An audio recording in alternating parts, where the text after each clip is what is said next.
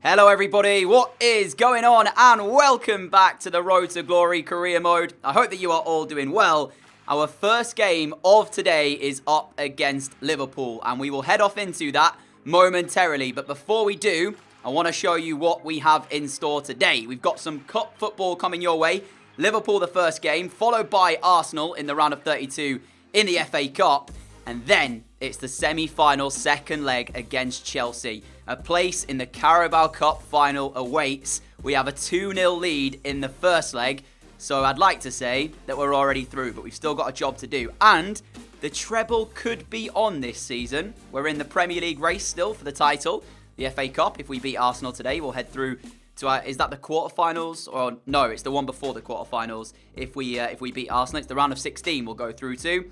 And the league, let me show you the table. We're a point behind Manchester City with 16 games to go. So, I didn't think we'd be in this position, but as it stands, we have a real shot at it. Let's not get ahead of ourselves though. There's a lot of games to go, and I still don't think that we have enough to be able to win the league. I still feel like City are probably a better side on paper, but we are performing pretty well. The only worry is the goal difference, as you'll see. They are a little bit ahead of us, and that is down to the amount of goals scored that they have. We match them in terms of defensive record, but they are just scoring goals for fun. So yeah, we'll see how this Premier League race goes. Liverpool to start the day. They'll probably be quite a tough game.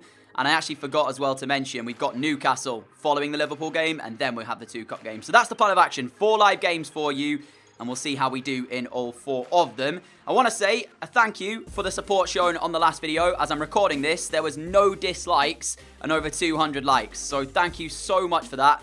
There'll probably be a dislike on it now that I've said that. But yeah, it was really good to see all of the supports. If we could keep that up, that would be much appreciated. And one thing to do before we actually go into game is to show you the slider settings. I usually show you these at the start of every episode in the first game, but I forgot to do it last time. So there was a comment asking me, and here they are. So on the CPU side, this is what we've been running for the past 2 seasons, if not more. Shot error down at 35, pass error down to 3. Pass speed is up at 72. So I kind of have the CPU just knocking the ball around quite quickly, and their build-up play is pretty good. Not every shot goes in, as you've seen with the heroics of Henderson in the last video. Goalkeeper ability up at 75, making it harder for us to score. Run frequency, they make a lot more runs, which in turn should make it harder for us to defend. And the only other one is first touch control error, down at 2. So they shouldn't really make many mistakes under no pressure, if that makes sense. For us, everything at 50, as it always has been. So that's what we are running with. Just to run you through our team real quick, Henderson keeps his spot in goal. I mean, he has to after the performances he's been putting in. Our back 4, we've gone with Pedrosa on the left, we've got Todibo and Aya as the centre-back partnership as normal, and then Dest on the right. In midfield, we have Kovalenko, Rice and Bardi, and the front 3, Vargas, Solano, and of course, Alan Saint-Maximin on the right-hand side. It's a strong front 3 that we've got. For Liverpool, though, there is their team. Van Dijk captains it still. Chiesa, the man up front, is one that I want to see how he performs. I nearly bought Chiesa in this series. I can't remember if he was at Leicester before or if that's a different series entirely, but Chiesa was somebody that I looked at, and in the end, we had Solano, so don't really need him, you know. But it'll be interesting to see how Liverpool set up here. Are they going to attack against us? Will they just let us have possession and see if they can break us down on the counter? I did say we're probably favourites, but it is very, very minimal favourites. You know, there's probably not a lot in this. Virgin with the corner for Liverpool. Near post, it's a free header for McKennie. And he's hit the woodwork. The first chance of the game. The way of Liverpool. And actually, I don't even think Dest would have stopped that. If that had been on target, that's probably 1-0. Look at Klopp. Did you see the reaction of Jurgen Klopp then? Oh, man. I tell you, this is probably going to be quite a good game. But, yeah, we looked a little bit shaky defensively from that corner. We didn't seem to have everybody marked as we play a 1-2. Bardi will get the return back to Vargas. There might be a chance up the other end here. Vargas, good pace shown. Now Solano takes a brilliant right-footed turn to take it away from Alisson. And the ball will trickle across the line for the first goal of the game. It is Solano who's got it. And it's come completely on the counter. The thing that I said Liverpool might do against us.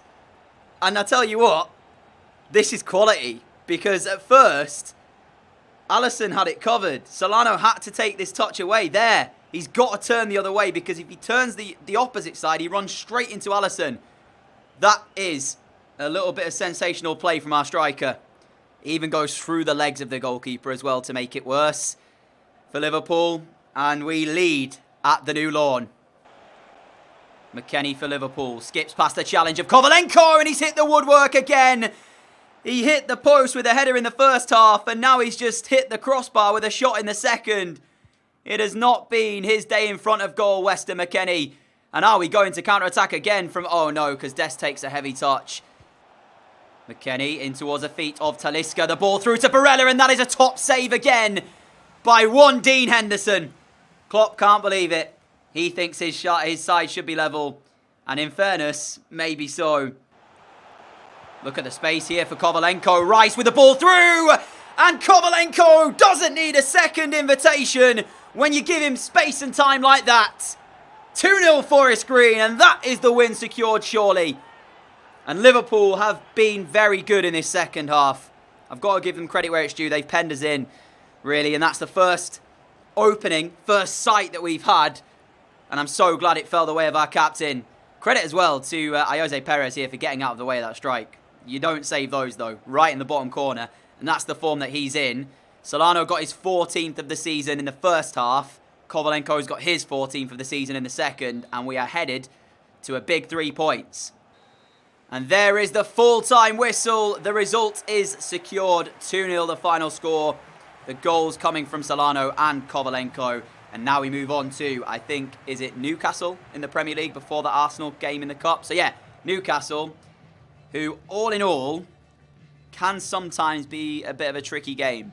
So although I'm feeling pretty confident, at the same time, there is still a possibility they'll get the result against us. But we'll see. Here is the Newcastle 11. And for us, we've made no changes. It's the same team. So I'm hoping for the same outcome. St. Maximin, Solano, lovely 1-2. St. Maximin for the finish. And there's the opener of this game. Newcastle setting up to sit back and look for the counter-attacks. But that goal means that it's going to be a bit more difficult to do that now. Vardy in possession. Kovalenko just in front of him. Lovely touch by Kovalenko. Can he find the ball across to Solano? Of course he can. It's the tap-in for our big man. It's 2-0. Newcastle in need of some magic, and they are not getting it at the moment. And here goes St. Maximin, looking to provide the magic up the other end then. He goes right towards the byline, holds his nerve. Solano's there. It's 3. It's a carbon copy of the second one. Lanetti with the ball. Ayer doesn't get his header away, but there is Henderson with another save. He wants this clean sheet, and we haven't really had a lot to do defensively, so let's make sure we don't throw this away right here. Fernandez with the resulting volley back in, caught by our number 1. Dubravka has the ball in his hands, but as soon as he kicks it, that will be it from this one. A clean, convincing, commanding 3-0 victory from the New Lawn.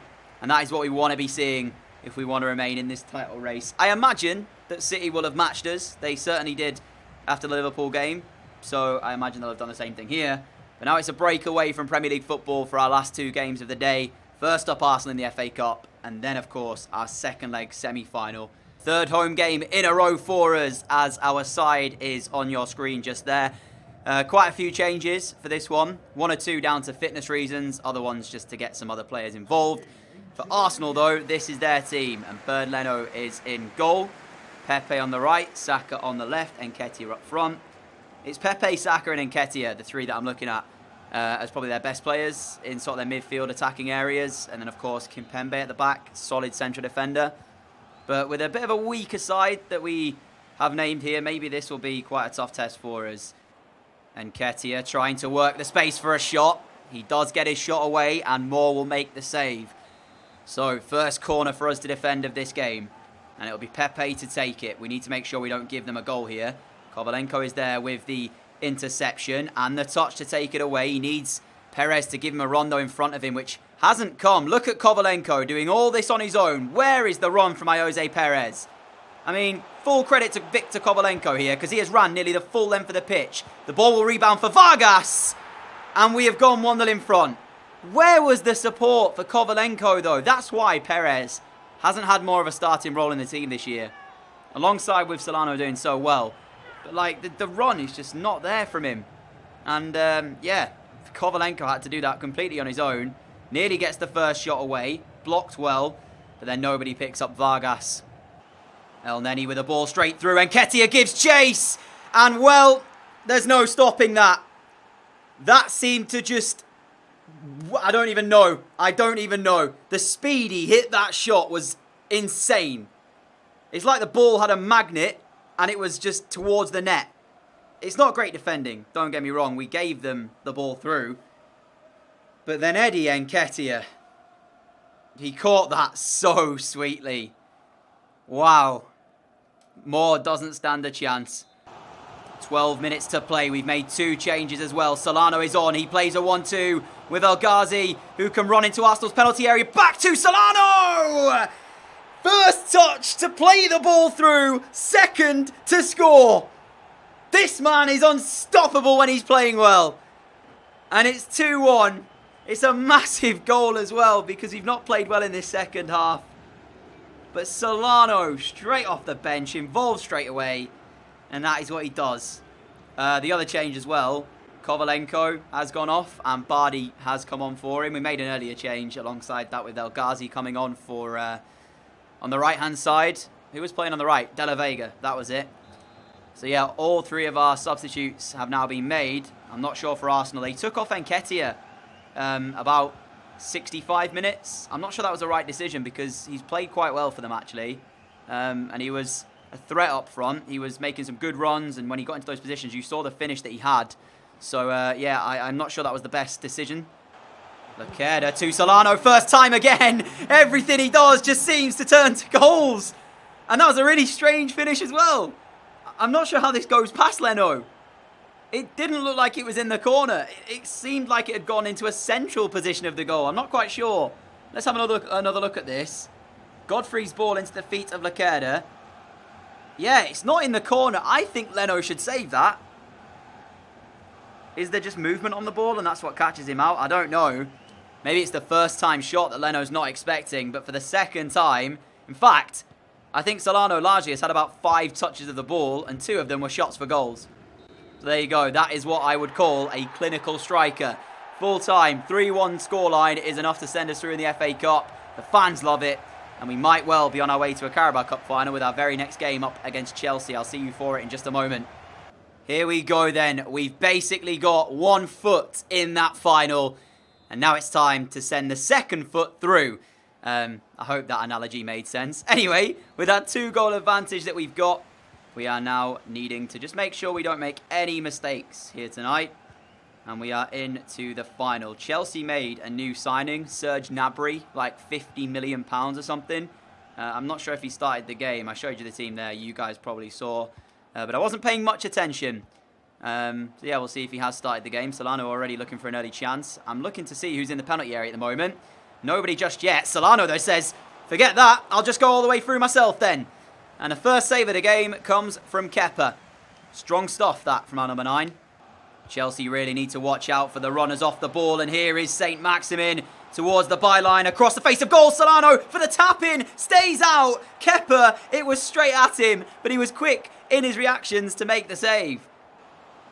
Neres, ball into the middle. Porteau is there and it will be a goal back for Chelsea, who otherwise have not really got going in this game.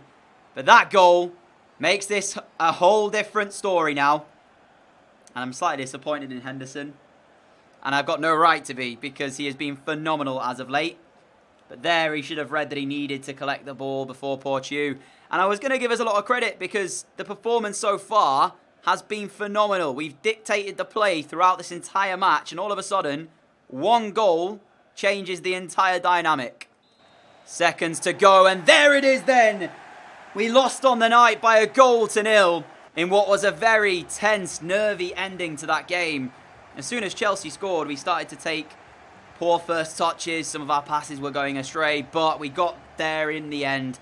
We will play in a Carabao Cup final, even if we did end up losing the second leg. Enough was done in the game at Stamford Bridge to get us there. We'll see our opponents and check out the league table before we go today. So it will be Pep Guardiola's Manchester City in the Carabao Cup final.